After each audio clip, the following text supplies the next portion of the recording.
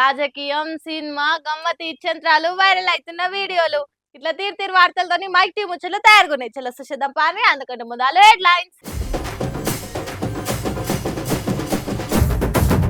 1000 కోట్లతోని కట్టిన కొత్త పార్లమెంట్ల లీకేజీ, మోడీ పతారకు గట్టిగానే అవుతుంది డ్యామేజీ. ఎస్సీ వర్గీకరణ క్రెడిట్ కేసీఆర్ దేనట, అసెంబ్లీలో హరీష్ రావు చెప్పింది ఈ మాట. బీఆర్ఎస్ నుంచి కాంగ్రెస్ లకు వచ్చిన లీడర్లకు బుజ్జగింపు, మళ్ళా కారు పార్టీలకు గాకుట చూస్తుర్రు జంపు. అసలు మా ఏల్వడిలా ఎన్ని కట్టినమో చూడురి, మా హయాంలా అదిరిపోయే గుళ్ళు బిల్డింగ్లు ఏ తీరు నిలబెట్టినమో చూడురి అనుకుంటా బీజేపీ వాళ్ళు ఇచ్చుకునే ఎలివేషన్లకు వాళ్ళు కట్టిన ఏ తీరుగో ఇప్పుడు కానొచ్చే సీన్లకు ఎంత తేడా ఉందో మీరే చూడురి. పనిమంతుడు పందిరేస్తే అన్నం చేయదాలికి అడ్డం పడ్డదన్నట్టే ఉంది ఈ ముచ్చట. వరుస పెట్టి కురుస్తున్న వానలు చేయంగా 1 కాదు 2 కాదు 970 కోట్లతోని 4 అంతస్తులు కట్టిన కొత్త పార్లమెంట్లకు నీళ్లు వచ్చినాయి. ఇగో ఇట్లా పైకప్పుకెళ్లి నీళ్లు కురుస్తుంటే కింద బకెట్ పెట్టిరు మంచిగా. ఇక ఇప్పటికే సోషల్ మీడియాలో వైరల్ అవుతున్న ఈ వీడియోలను కాంగ్రెస్ వాళ్ళు చేతుల్లో షేర్ చేస్తారు. ఇక కాంగ్రెస్ ఎంపీ మాణిక్యం ఠాకూర్ అయితే ట్విట్టర్ లో పోస్ట్ చేసుడే కాకుండా ఈ ముచ్చట మీద లోక్సభలో వాయిదా తీర్మానం కూడా పెట్టిండు. ఆయన అంటే అన్నారంటారు కానీ ఏమన్నా ఏండ్ల కిందట ఆ బిల్డింగ్ మే 28, 2023 నాడు మోడీ సార్ గ్రాండ్ ఓపెనింగ్ చేసిండి కొత్త పార్లమెంటు బిల్డింగ్ ను. అంతా కొడితే ఏడాది మీద 3 నెలలు. ఇప్పటికే ఈ పార్టీ వానలకే ఈ తీర్ల గురిస్తే ఏం పనితనము ఎవరు తప్పు మరి అనుకుంటా పక్క పార్టీ వాళ్ళు కాకుండా పబ్లిక్ కూడా గట్టిగానే అరుచుకుంటారు. పక్క దేశాలు కూడా ఇచ్చంతరపోయే తీరు పతారా నిలబడే తీరు ఉండాలి మన పార్లమెంటు అని అన్ని 100 కోట్లు పెట్టి కట్టుకొని మురిసిపోతుంది. మరి ఏమాయ్ ఇప్పుడు ఇసొంటి వీడియోలు వైరల్ అయితే అదే పక్క దేశాలలో ముందు మన ఇజ్జత్ ఇంకుడు గుంతల పాలైనట్టే కదా అని అనుకుంటా సురుకులు అంటిస్తున్నారు నెటి జనాలు. మన అయోధ్య రాముని గుళ్ళే కూడా వానకు నీళ్ళు గారిన వీడియోలు వైరల్ అయ్యే వరకలా ఎండకెండి వానకు దడుస్తున్న బాలరామునికి బందోబస్తు గుడి కట్టినామని చెప్తిరి. మరి ఇదేంది అనుకుంటా కమలం పార్టీ లీడర్ల ముఖాలు కమిలిపోయేటట్టు అరుచుకున్నారు జనాలు. ఈ ఆ ముచ్చట పురాగా మర్చిపోక ముందే ఇప్పుడు ఇగో ఈసారి ఏకంగా పార్లమెంటే గురువు బట్టే. మరి దీని మీద పువ్వు గుర్తు పుణ్య లీడర్లు ఏం చెప్తారో ఏమో చూడాలిగా. ఏమంటే మహాలక్ష్మి పథకం కింద సర్కార్ ఫ్రీ బస్ పథకం చాలు చేసిందో గాని దాన్ని ఒక్కొక్కరు ఒక్కో తీరు వాడుకుంటారు. మొన్ననే మాట్లాడుకుంటుంది, ఒకరు ఎల్లిపాయలు ఒలిసిరు, ఒకరు పీకో ఫాలు వేసిరు, ఇంకొకరు బెండకాయలు అమ్మిరు. ఇప్పుడు గీ అక్కలు గీ పని ముంగటేసుకురు. మరి వీళ్ళు కావాలని సర్కార్ను బదలాం చేద్దామని ఇట్లా చేస్తుర్రా లేకుంటే టైంను ఆదా చేస్తుర్రా తెలియదు గాని ఈ ముచ్చట అసెంబ్లీ దాకా పోయి పెద్ద దుమారం లేపిందిగా. ఆహా ఎంత చక్కదనంగా పెట్టుకుంటుర్రమ్మా మైదాకు. ఆషాఢం కదా, ఆడోళ్ళందరి చేతులకు ఆకు మైదాకు పెట్టుకుంటే మంచిదని అక్కలంతా పెట్టుకుంటుంటారు. మామూలుగానైతే మైదాకు రాత్రి వండుకునే ముంగట పెట్టుకొని ఒరుగుతారు. అది ఉన్నంత సేపు ఉంటది, అటెనక సగం సగం ఊసిపోతది. తెల్లారు లేచి కడుక్కొని ఎర్రగా అయితే చాలు. పెండ్లైనోళ్ళు అయితే అమ్మో నా మొగుడు బంగారం అని, కానోళ్ళైతే నాకు మంచి మొగుడు వస్తాడని మురిసిపోతుంటారు. ఆగో అంత చరిత్ర ఉన్నది ఆషాఢంలో పెట్టుకునే ఆకు మైదాకు. అసొంటి మైదాకును గీ అక్కలు చూడురి ఏడ జాగలేనట్టు బస్సులు ఎక్కంగానే బుద్ధి పుట్టినట్టుంది. మంచిగా రోట్లే నూరుకొని వచ్చి బస్సులో పోతప్పుడు ఒకలు పెట్టుకుర్రు. మళ్ళీ ఇంటికాడ టైం లేదో లేకుంటే పేరంటానికి లేట్ అవుతుందో గానీ ఫ్రీ బస్ ఎక్కి ఫ్రీగా ఎంజాయ్ చేసిర్రు. ఇప్పుడు ఇది సోషల్ మీడియాలో గిరికలు కొట్టేసరికి అసెంబ్లీలో చర్చదాకా పోయింది. ఈ ముచ్చట మీద మంత్రి పొన్నం సారు గట్టిగానే అరుచుకుండు. కొన్ని వీడియోలను ఆ బస్సులో దాదాపు 70 కోట్ల మంది మహిళలు ప్రయాణం చేశారు అధ్యక్ష. కొంత మహిళలు బస్సులు అటుగానే ఎల్లిపాయలు తీసుకొని పోతుర్రని, లేకపోతే అటు బ్రష్ చేసుకొని పోతున్నారు, పని లేక ఊరికేనే అటుగానే తిరుగుతారనే వీడియోలు వాళ్ళ పార్టీ లేదా వాళ్ళకు సంబంధించిన సోషల్ మీడియా ద్వారా వస్తాయి. వాటి మీద నేను విచారణ చేయమంటున్నా. నాకు ఇప్పుడు హుజురాబాద్ నుంచి ఉస్నాబాద్ జమ్మిగుట్ట పోతుంటే బస్సులు అటుగానే ఎల్లిపాయలు తీసుకుంటారు పోతున్నారని వీడియోలు. నేను ఎవరు చేసినా వాళ్ళు చేయకపోతే ఊరికే దొంగ అంటే మీరేందుకు భుజాలు జరుపుకుంటా ఉన్నారు? నేను రవాణా శాఖ మంత్రిగా మా ప్రభుత్వము డిసెంబర్ 9 నుంచి ప్రవేశపెట్టిన మహిళల ఉచిత బస్సుకు సంబంధించి మొదటి నుంచి కూడా కళ్ళ మంట జరుగుతోంది. స్కీమ్ సక్సెస్ అయిందని ఆగనట. ఇదంతా బీఆర్ఎస్ సర్కార్ కావాలని అలా సోషల్ మీడియా నుంచి గిట్లా ప్రచారం చేపిస్తుంది అనగానే గుమ్మడికాయల దొంగలు ఎవలంటే భుజాలు ధర్ముకుర్రు అన్నట్టే కయ్యున లేచింది ప్రతిపక్షం. ఏందో ఏమో గీ పథకం వచ్చి ఆడోళ్ళకు ఆసరైతుంది అనుకునే లోపే గిసొంటి పంచాదులు బయటకెళ్తున్నాయి. అయినా సర్కారు ఎంత ఆపుదామని చూసినా ఒక పరి సోషల్ మీడియాలో పడితే ఆగుతా అది. ఇది ఏడుదాకా దారితీస్తుందో చూడాలిగా. పోలీసు వాళ్ళంటే పబ్లిక్ ను అరైతురై కొట్టి పని చేపించుకుంటారు. ఇక పెద్ద ఆఫీసర్ అయితే కానిస్టేబుళ్లను హోం గార్డులతోటి ఇంటి చాకరీ చేయిస్తారు అని చెప్తుంటారు.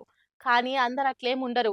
ఇగో గీ పోలీస్ సార్ల లెక్క పబ్లిక్ కోసం నడుములోంచి పనిచేసేటోళ్ళు కూడా ఉంటారు. ఆగు పోలీసులు మంచిగా చెత్తుడుస్తున్నారు అనుకుంటుర్లే. స్వచ్ఛ భారతే గానీ ఏనో పట్టణంలోనో పోలీస్ స్టేషన్ లోనో కాదు, హైదరాబాద్ విజయవాడ నేషనల్ హైవే మీద 2 లారీలు టక్కరైనాయి. ఈ యాక్సిడెంట్ లో బీర్ల సీసాలు ఉల్లిగడ్డలు రోడ్డు మీద అడ్డదిడ్డం పడ్డాయి. ఈ ట్రాఫిక్ మస్తు జామ్ అయింది. ఎంబటే టౌన్ లో ఇంత మంది ఉంటే అంతమంది ట్రాఫిక్ పోలీసులు వచ్చిర్రు. చెట్ల కొమ్మలు ఇరిచి వాటిని చీపురు పూల లెక్క చేసిర్రు. 5 గంటల హైవే రోడ్డును సాఫ్ చేసిర్రు. ఇట్లా ఈ కానిస్టేబుల్ హోంగార్డ్లే కాదు, ఎస్ఐ సిఎస్ఆర్లు కూడా స్పాట్లకు వచ్చి చెరవ కొమ్మ వాటి రప్ప ఉడిచిపడేసిర్రు. దెబ్బకే రోడ్డు నున్నగా అయిపోయింది. మళ్ళా ఈ ట్రాఫిక్ జల్దీగా క్లియర్ చేసిర్రు. ఇక ఈ వీడియోను మీడియాలో సోషల్ మీడియాలో పెడితే పోలీసు వాళ్ళు చేసిన పనిని శబ్బాష్ అని మెచ్చుకుంటారు అంతా.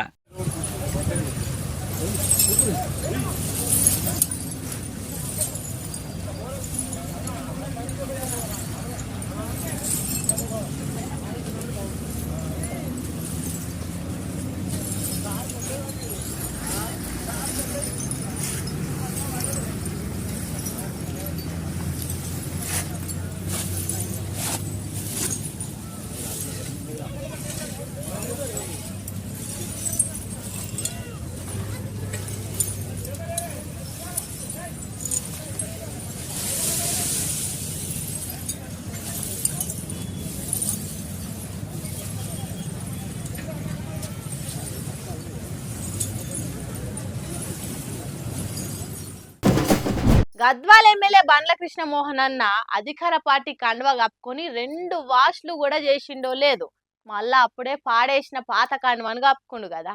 ఇక అదే తొవ్వల ఇంకో 4 ఉన్నారనే వార్తలు గుప్పుమనే వరకు కాంగ్రెస్ లీడర్లు నష్ట నివారణ చర్యల కోసం రంగంలోకి దిగిర్రట. బీఆర్ఎస్ ఎమ్మెల్యేలు పోయిన తొవ్వలనే వాపస్ వస్తారు కదా. బండ్ల కృష్ణ ఇంకా పొంటి ఇంకో 4 కూడా వచ్చేటట్టున్నారనే గుసగుసలు సైలెన్సర్ పాడిన బండి పొగలేకనే గుప్పుమనే వరకలా గుబులు ఉచ్చుకుందట అధికార పార్టీ లీడర్లకు. ఎందుకు పోతుర్రు, ఏం తక్కువైందని అలిగిర్రు. అలా కావాల్సింది ఏందో అరుచుకొని వస్తామని మంత్రులు రంగంలోకి దిగిర్రు. ఈయన బండ్ల కృష్ణ ఇంటికి పోయిండు మంత్రి జూపల్లి సారు. నెల తిరగక ముందే అలిపోవడైందే బండ్లన్న. మళ్ళోసారి ఆలోచన చేసుకో, మనదే అధికారంలో ఉన్న పార్టీ, ప్రతిపక్షంలో ఉంటే ఏముంటది, ఈసారం చేసుకోనరా ఏం కాదు అని చెప్పిపోయిండట. సరే అన్న ఆలోచన చేసుకొని చెప్తానన్నాడట బండ్లన్న.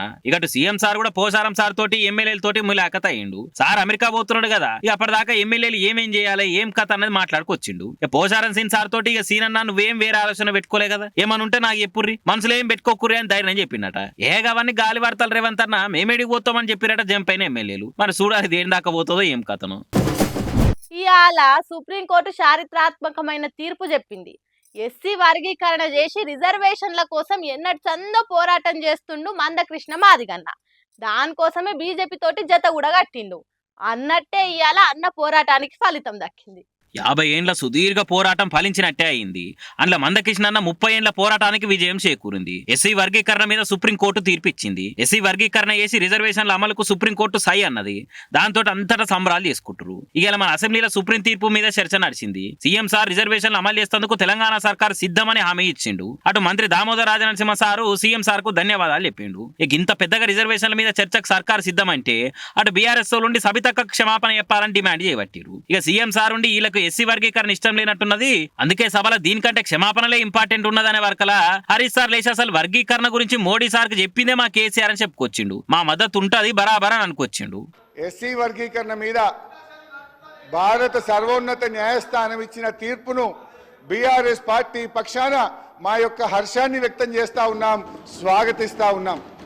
అధ్యక్ష, ఈ యొక్క వర్గీకరణ మీద మా ప్రభుత్వం ఏర్పడిన వెంటనే సభానాయకుడిగా కేసీఆర్ గారు 29 నవంబర్ 2014లో ఈ ఎస్సీ వర్గీకరణ వెంటనే చేయాలని ఆనాడు మా సభానాయకుడిగా కేసీఆర్ గారు ఈ సభలో తీర్మానాన్ని ప్రవేశపెట్టి కేంద్ర ప్రభుత్వానికి ఏకగ్రీవంగా ఈ వర్గీకరణ చేపట్టాలని చెప్పిన పార్టీ మా బీఆర్ఎస్ పార్టీ.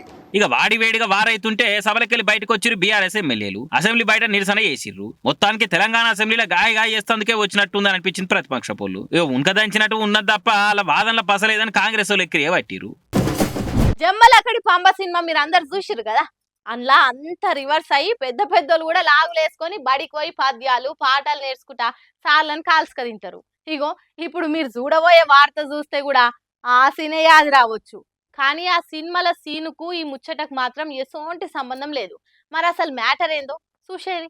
వీళ్ళే రిటైర్ ఏజ్ కు దగ్గరకు వచ్చిన సార లెక్క ఉన్నారు. వీళ్ళు బ్యాగులు వేసుకొని బడికాడికి వచ్చి బెత్తం దెబ్బలు తింటురేంది. అచ్చం చిన్న పోరా లెక్కనే ఆయన ఊలో కొడుతుంటే అబ్బా సార్ సార్ సార్ వద్దు సార్ ఓయే సార్ కొట్టకూర సార్ అన్నట్టే చేసి బ్యాగ్ పొంటి వాతలు తేలంగా అంటించుకొని పోతున్నారు. మరి ఏదైనా సినిమా షూటింగ్ ఏంది అని అనుకునేరు. అస్సలు కాదు. ఆ దెబ్బలు తింటున్న వాళ్ళ ఐఏఎస్లు, పోలీస్ ఆఫీసర్లు, డాక్టర్లు, పెద్ద పెద్ద లాయర్లు, హెడ్ మాస్టర్లు, టీచర్లు, బిజినెస్ మెన్లు, సీఈఓలు అందరు ఉన్నారట.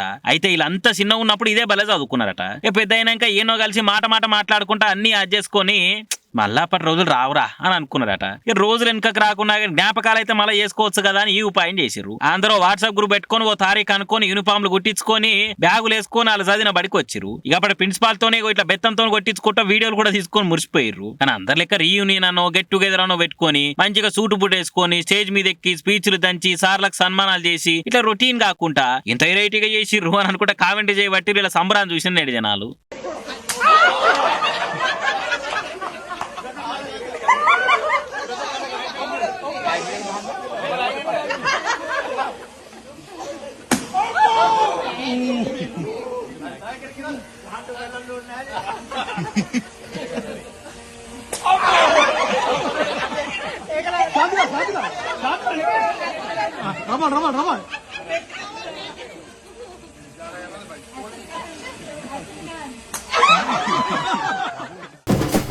కుక్కలను పాయరంగా చూసుకుంటారని తెలుసు గాని మరి ఇంత పాయరంగా చూసుకుంటారా అని గిది చూసినాకనే ఎరకైతుంది. వానకాలంలో పిల్లలు పెద్దోళ్ళు దడిచి సర్ది జనం రాకుండా వానకోట్లు వేసుకొని బయటకు వెళ్తాం, అది మామూలే. కానీ గీడ చూడుర్రి, కుక్కలు కూడా దడవకుండా వానకోట్లు వేసి బయటకు దొలుకొచ్చిర్రు. ఏ మేమెందుకు దడవం రా బాబు, మాకు మటుకు వాన నీళ్లు పడయా, మేమేమైనా వాటర్ ప్రూఫ్ అనుకుంటుర్రా? అందుకే మా ఓనర్ గిట్లా వాన కొట్లు దొడిగిండు అన్న ఫీలింగ్ తోని ఏమన్నా తిరుగుతున్నాయా అటు ఇటు. మామూలుగా పెంపుడు కుక్కలను ఇంట్లో మనుషులతోని సమానంగా పెంచుతారు. అవిటికి మంచం కంచం అన్ని బరాబర్ ఏం తక్కువ కాకుండా ఇంట్లో సంటి పోరల్ని చూసినట్టు చూసుకుంటారు చాలా మంది. కానీ గీ లెవెల్లో జర ఓ స్టెప్ ఎక్కువనే ఉన్నట్టుర్రు కదా. వానకు కుక్కలు ఏడదడిచి అడ్డం పడతాయో అని గిట్లా అవిటికి కూడా వాన కొట్లు తయారు చేపించి దొడిగిండు. ఇక అవి వేసిందే వాన కోసం కదా, ఒకవేళ దడవకపోతే వేసుకుందల్లా లాభం ఏముందనుకున్నాయో ఏందో గాని ఇట్లా రెయిన్ కోట్లు వేసుకొని బయట వానల తడుస్తుంటే వీడియో తీసి సోషల్ మీడియాలో పెట్టిర్రు. కాతమిగా చీ దీని అమ్మ జీవితం, రోడ్డు మీద కుక్క బతుకుతుంది నేను బతుకుతున్నా, నేనైనా గింత మంచి వాన కోట వేసుకోవాలి, దినాంకి వానకు దడుస్తున్న తప్పితే ధరించి నా కోటి కొంటలే. ఇక ఇజ్జూష అయినా తెలివి తెచ్చుకొని వానకు దడవకుండా ఓ రెయిన్ కోట్ కొనాలి. ఒరే ఆజాము లగెత్తరో అనుకుంటా కామెంట్లు చేస్తుర్రు. ఎంతైనా కొంతమంది కుక్కలను చూసుకునే తరీకనే అలాగుంటది. ఇది చూసి మీకు ఈ పాటికే ఎరక కావాలి.